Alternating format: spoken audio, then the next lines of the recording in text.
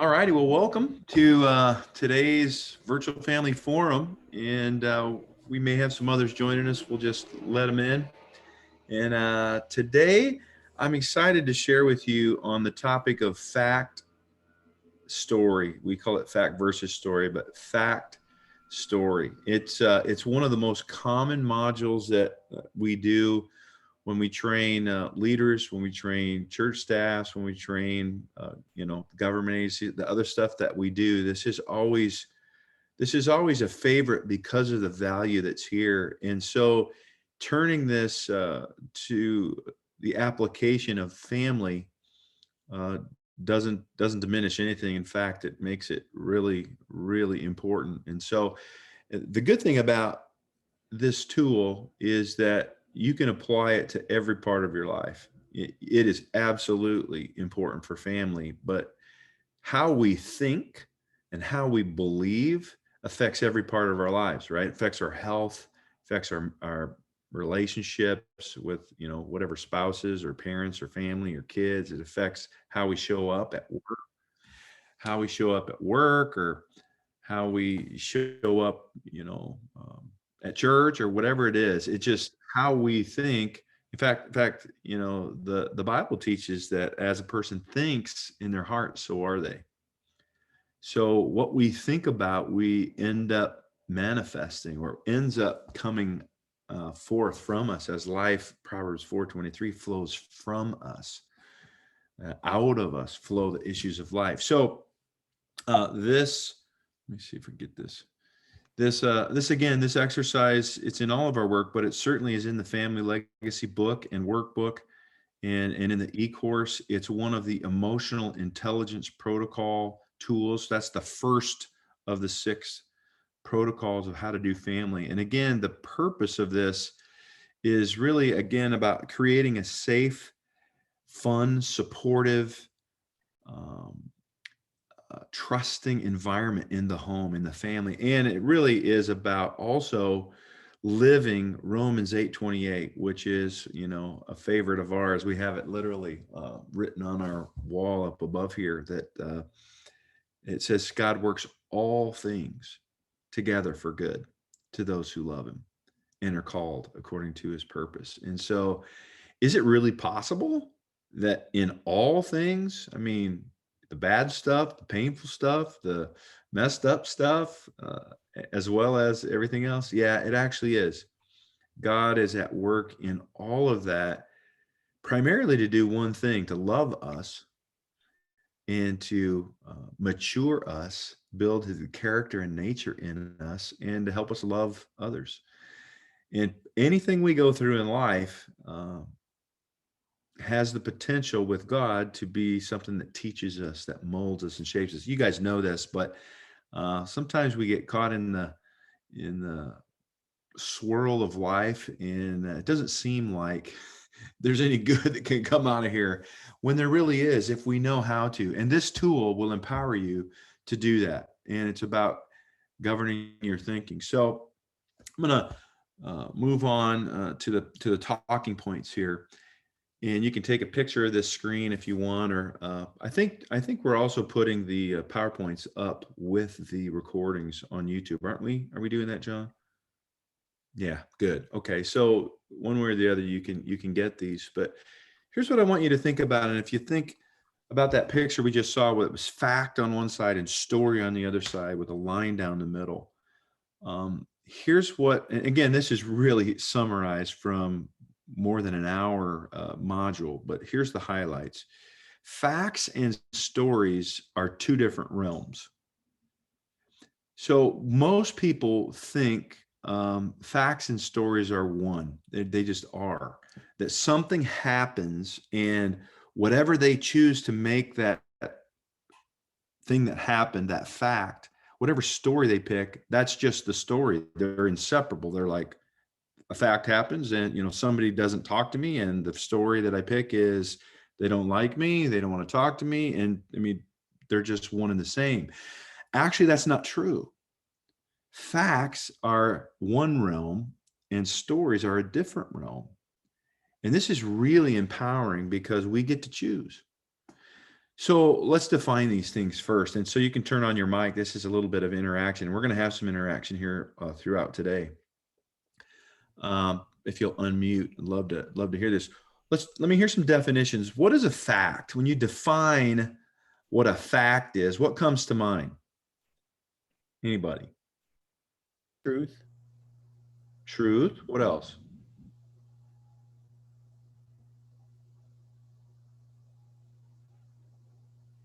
That's all I could think of. Something that's true, the true part. Okay. Anybody else have a different thought? I mean, that certainly is one way to see a fact. Is there any other thoughts about what a fact might be? I feel like it's something that's researched. Okay. Something Like researched. proven to be true. Proven to be true. Now we're on the track. So a fact is something that is measurable. It's verifiable. It happened and it can be verified. It happened in time and space. You know, it could be measured. It could be whatever, recorded. It actually happened. So, you know, if somebody is the firstborn in a family, that's the fact. What does that mean? You can't change it. Yeah, I mean, it's verifiable, right? The birth certificates are there, and you can go to see the date and the time, and the people were there, and the firstborn among this family, in the family, you know, that's a fact. But the story around being firstborn is whatever we make it, right? I mean, the fact is it's first of others, but story could mean what? I mean, what do you think of when you think of a firstborn?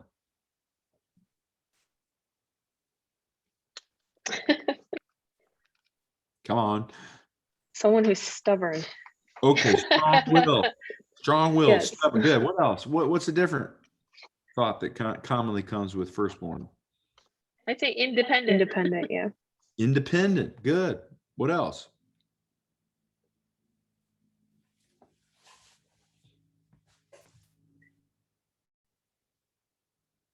They're old. They're older.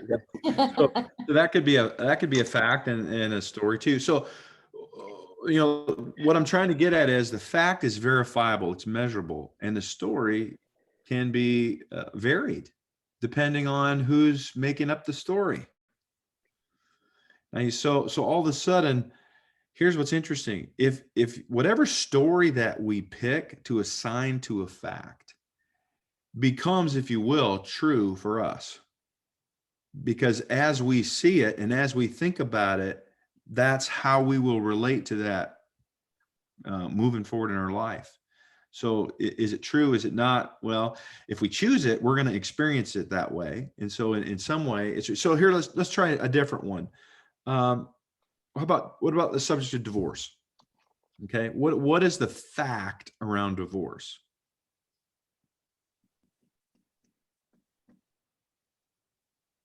Don't make it too hard. That they're no longer married. Yeah.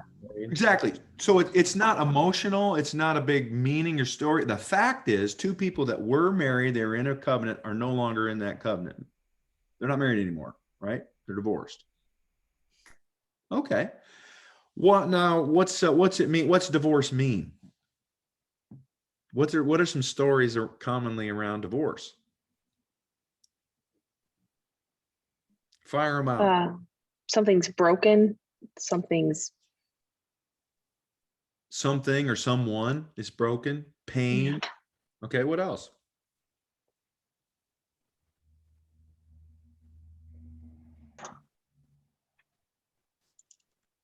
Yeah, two people just don't get along, you know. Okay. Hurt there. Two people don't get along. I mean, it could be a lot of things, right? For some, it's freedom. Woo! I mean, I was doing this in Peru, and when I was doing this exercise, a bunch of the women literally jumped to their feet and started kind of dancing, twirling around, going, "Freedom!" I was stunned. I was like, "Oh, I didn't see that coming." For others, it's failure. For others, it's pain. For others, it's something wrong with me. I'll never love again. Something with, you know, all of these stories of possible meanings, what the facts mean. You see how they're two different realms? Mhm. There's actually what like is in measurable, verifiable form, and then there's whatever we make it mean. This is so important. This is so important because as we think in our hearts, so are we. So we actually have the power to choose which story we agree with or which story we believe. And this goes so deep and wide. I mean, let's just take a few about money. Whatever money is a fact. You have the number in your checkbook is what it is in your savings account. It is what it is. That's the fact of it. Okay. But what does it mean? It could mean any number of things depending on you. It could mean you're poor. It could mean you're rich. It could mean you don't have enough. It could mean you have more than enough. It could mean this is just passing. It could be the belief could be money's hard to make or money's easy to make. I mean, there's so, right? How we choose to think about that number can either drive peace or anxiety based on our own thinking. The number's the same. It doesn't change. The number's the number. That's the fact. But how we think about that can be varied. And the outcome of how we choose to think has consequences, right? Is everybody following me? Shake your head yes, if this is making sense. And how many different ways could we go, right? Church. Wow, you say church. What is the church? Well, defined by the Bible, it's right, the family of God, it's the government of God, the governing bodies of God, the ecclesia.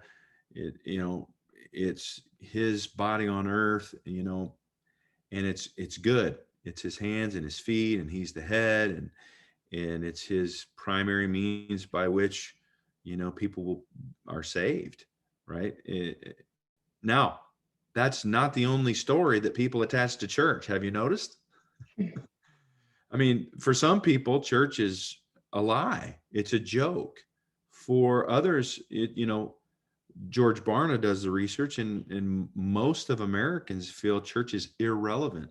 Their story around what church is it's irrelevant to their lives. Wow.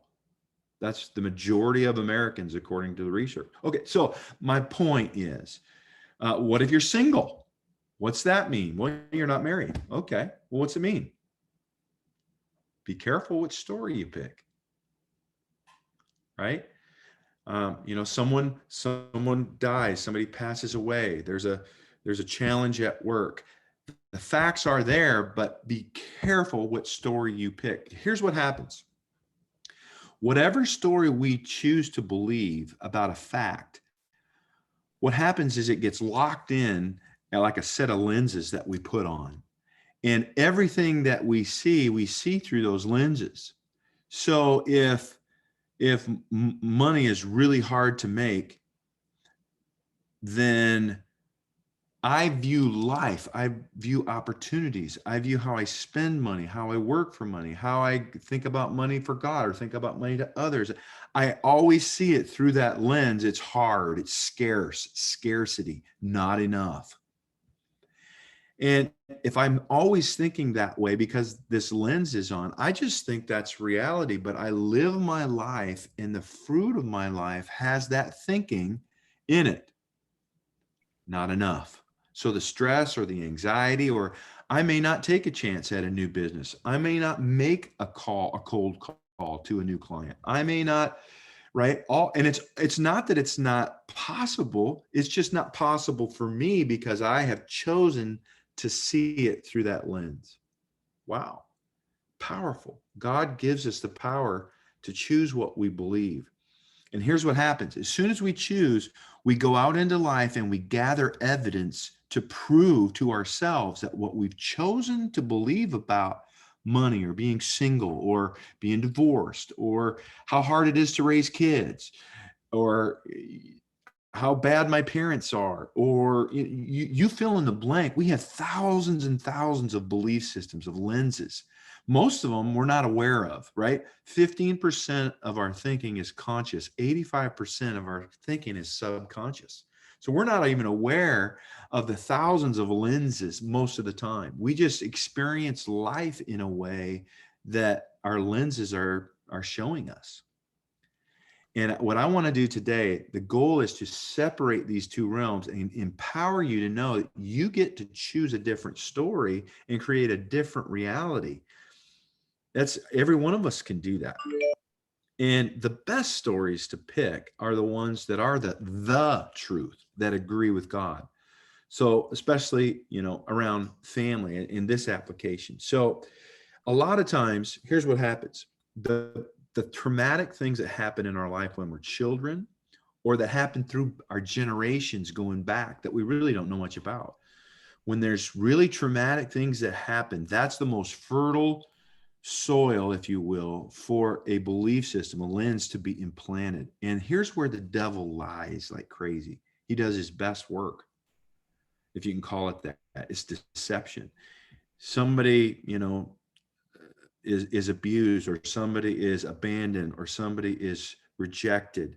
And when they're a kid and they hear this whisper, that means you're bad, you're not enough, you have to perform to be loved, you have to be successful, you can never fail, failure means rejection, you will never be accepted, some lie, and we just unknowingly pick it up and believe it. And as soon as we do, we go out and gather more evidence. Wow, I really do have to work hard. Okay, so if I get, as a kid, if I obey my mom and dad, if I get good grades, if I do what they say, then and I do what they tell me at church, then I'll be accepted. And so we work really hard, and we get into striving oftentimes, or performance thinking.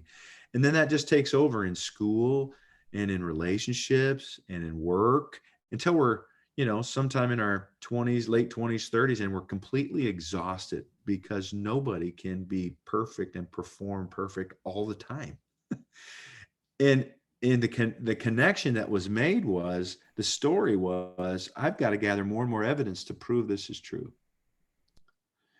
And so when all of a sudden I fail, or I'm not married as soon as I want to be, or I fail at business, or I don't get a good grade on a test, or I let somebody down in a relationship, on and on and on, then I'm stressed out because I got to go out to get my value back. I've got to go out and perform well, but I'm exhausted. So the stories we pick really matter. And we alone have the power to do that. So it's not like, I'm not advocating we pick any random story. I'm advocating we pick the truth. What does God say about our value?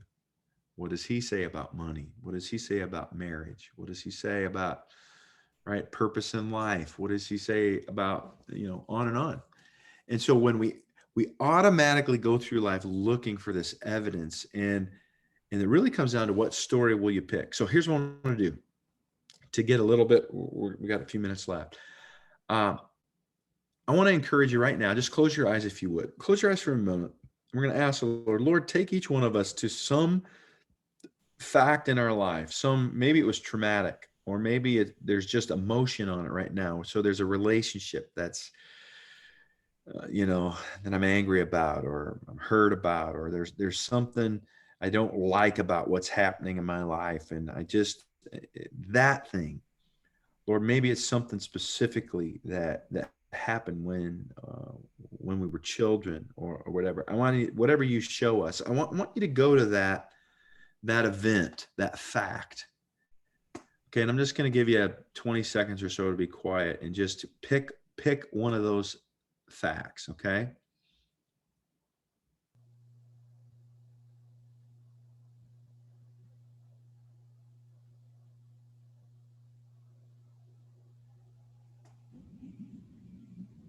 All right. Everybody got one? Everybody got a fact, something verifiable, measurable, it happened? Okay. Now I want you to think about, what did you make that fact mean? What was the story that you either knowingly or unknowingly picked, you chose to believe? And here's what's interesting. What did you believe about that fact, about yourself, about God, about life and how life is? There's a lot of choices we make when we pick a story. What is it? What did that fact mean? Okay. Now, for people who have been victimized, this is really a challenging thing, because that's a fact, and it has really hurtful fruit, if you will. And here's the difference. Let's just say, I know this is an extreme example, but it's worth it. So 2 women are raped. Terrible.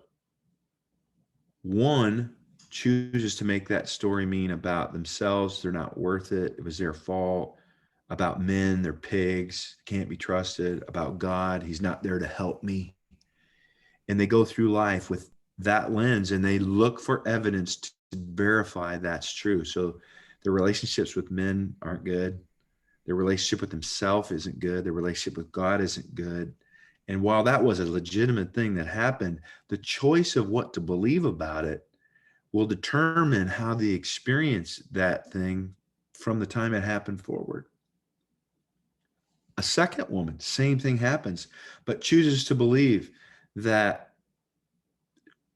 she's lovable, that God will heal her and restore her, that God's good and he was with her, that she can heal and she does heal, and she's going to use that process of healing to help other women who've been raped to be healed and understand. And so it's just choices, 2 very different sets of choices about the story, about a fact, that have dramatically different outcomes, right? So I want you to think about your fact and the story that you've been placing on it, okay? Now I want you to change. I want you to think, if I have the power to change that story, what's a better story about what happened, about me, about God, about life? I can't just do that. Yeah, you can. And you should. The new story that you pick needs to agree with God, needs to agree with the good that he's doing. If he works all things together for good, and he does, where's the good in that fact in your lives that you're thinking about? That's a good question. What did it teach you about yourself, about God, about life? What did it teach you about, really about God's ways, about his heart, his character, his nature? It's one thing to say, God's my provider, but it's another thing when you have nothing and, it's all on the line and he provides. You know that you know that you know. Maybe in our lives, he takes us through times like that where we don't have anything, so he can show that he is enough and he loves us. That would be good. That would be God making good out of a bad thing. Does this make sense? Nod at me if this is making sense. Okay. Now, this is being recorded, but I'm wondering, in the last 5 or 7 minutes or so we have, is there anybody that would be willing to share one of these? What was the event? What was the old story, and what's a new story? Anybody bold enough that can? Because I tell you what, when you do this, you'll learn the tool. That's why I'm asking you to do it. And when you learn it, then you can use this every day, all day. It's called governing your mind. The battle between God and the devil happens in our mind, happens in our thinking. So this is a great weapon to be able to separate facts from stories and choose stories that agree with God. So I'll be quiet. Anybody willing to share?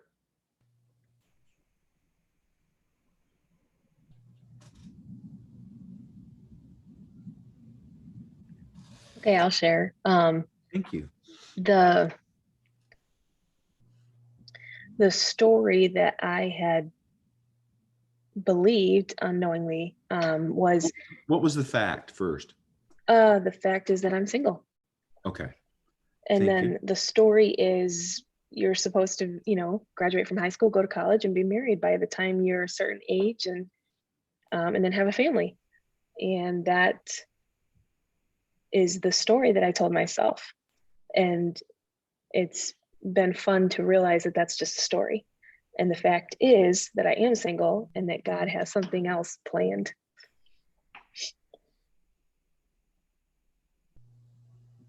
Yeah.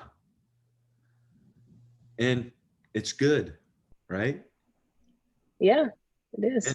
And there's more to that story. You know, he's preparing you for that person. He's preparing that person for you. Right? I mean, is that consistent with God and his ways? Yes. Of course it is. So we know that's part of the story.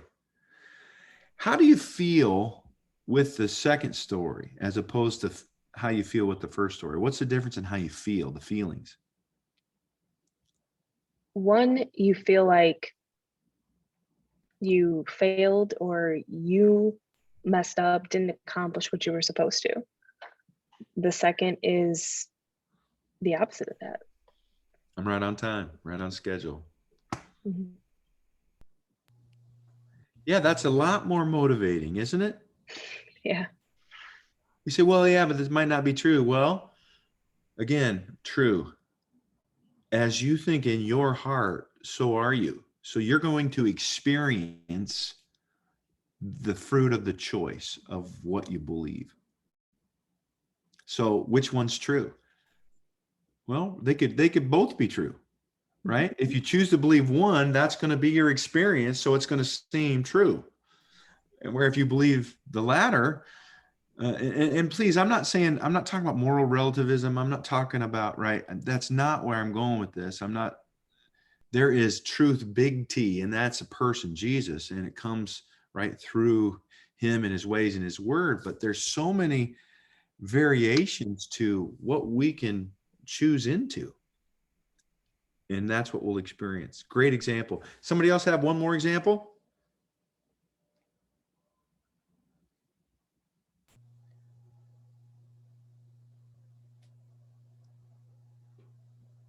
I know mine was just that I'm not. The fact was that the fact was not as many people showed up to a forum, right, as I had hoped, you know. And so that makes me usually tell a story that I'm not doing everything that I should or could to get people here, you know. Okay. So what's a better story? Better story is that God is working all things together for good, right? That I'm not in control of all of that. And, you know, that he's using this in a different way than what I had told myself, you know, or what story I had said. See, somewhere in that story too is probably another layer or two or three for all of us. So what might be, I don't know, John, what might be in that story is I'm failing or I'm not, I'm not enough or whatever, right? Right. I'm doing, well, that's an interesting story. It's just a story. Yeah. And it could also, how about God's working for good? That, you know what, God's ways are that when we're faithful in little, he gives us more to steward, right? That when we take action and we get a result, what can we learn from it? He's always growing from small to big. He's always doing good. So what is it that we can learn, right? This was a wonderful learning opportunity. So we can learn maybe how to do things differently that could maybe bring a different result, but that's way different than I'm bad, I didn't do my job, I failed, right? I mean, wow, what a difference in fruit, right? Does that make sense, everybody? And who's going to pick that story for John? Me. Him. Yeah. Wow. So what the stories we choose, the meanings that we give to the facts in our life, they really matter. They really matter. They will determine how we experience life in that area moving forward because we will go out and gather more and more facts to support whatever we've chosen to believe. If John believes he failed, he's going to go after, trying to do whatever he can to feel like he's not a failure. Where if he feels like he's obeying and just doing what he can, and it's a learning opportunity, he'll approach that totally different, right? Because it's not a personal failure, it's a learning opportunity. Wow. That sure makes the burden lighter, and yeah. So how is this important in a family? And I know we got just a couple minutes. How is this important in our families that we're aware of the stories that we're picking? Why somebody give me an example where the story we pick really matters in a family. Well, I think one, it's just important to realize that everybody could be picking a different story, that everybody has that opportunity, Yes. So if we're leading the family, mom, dad, whatever, then we want to make sure we do what we can to intentionally uh, articulate the truth, the story. What do things mean, right? What does it? What do the things that happen in families mean? We're going to steward that intentionally so that we get closer and closer to the truth, right? What else? Another example.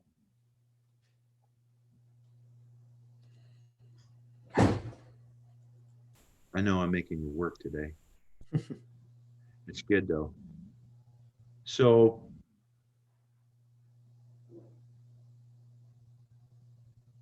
I may have a story that I'm tired during the day, so at night I wanna isolate and refresh, and so I don't have time to fill in the blank, read stories to the kids, you know, do whatever, around the house that needs to be done or what, right? So that's a story. It feels true. I am tired, and you know, if I do that every day, then all of a sudden that story is I'm gonna miss some opportunities that I need to take probably as a parent, right? With my wife or with my children or with what's going on around the home.